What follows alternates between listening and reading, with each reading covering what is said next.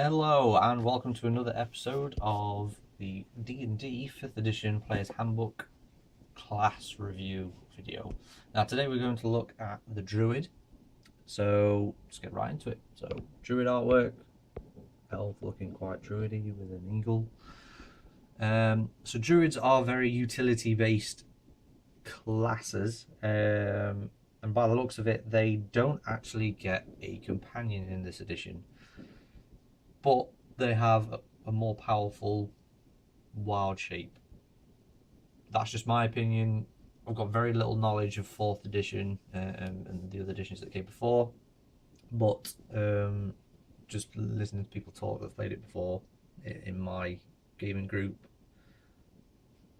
it seems to be that it's got its own unique thing now. So the book suggests to take Wisdom to be your highest ability score, followed by Constitution, and take the Hermit background. That'll give you a very classic Druid theme.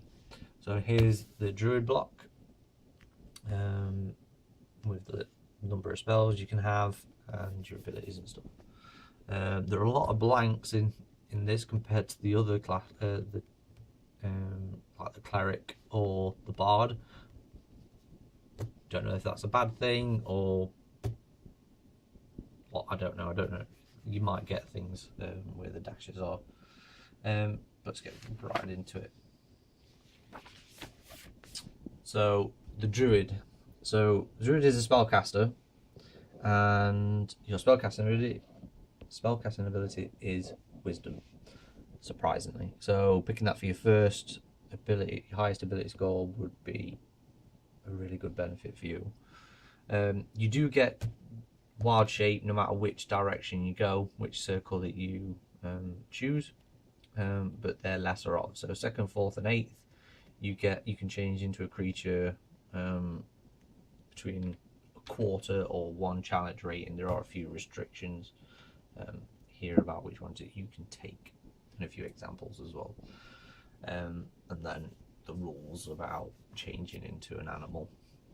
At 2nd level, you can choose a Druid circle.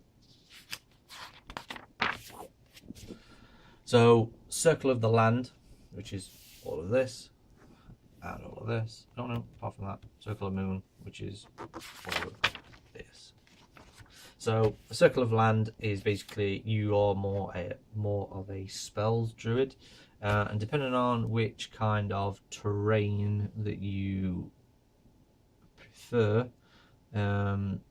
gives you different spells. But I believe that you have to pick one, so you get different spells at different levels depending on which one that you pick, but you have to choose one that you're proficient in.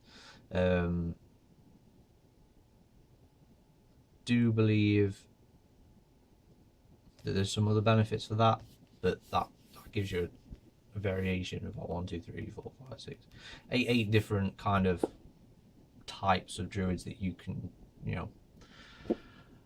have for your theme of druid, so you can roleplay it differently.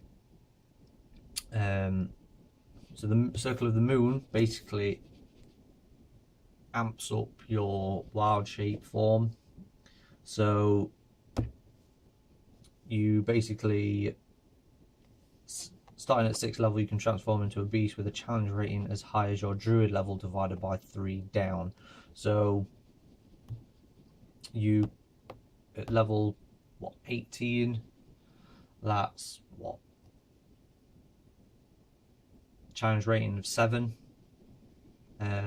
which I haven't fully looked through the monster manual book, but I can imagine that there's a lot of lower end stuff that you can change into, as long as you've seen it.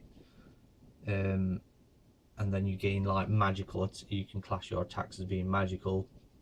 Increase the number of times that you use wild shape, and 1,000 forms allows you to cast alter self at will.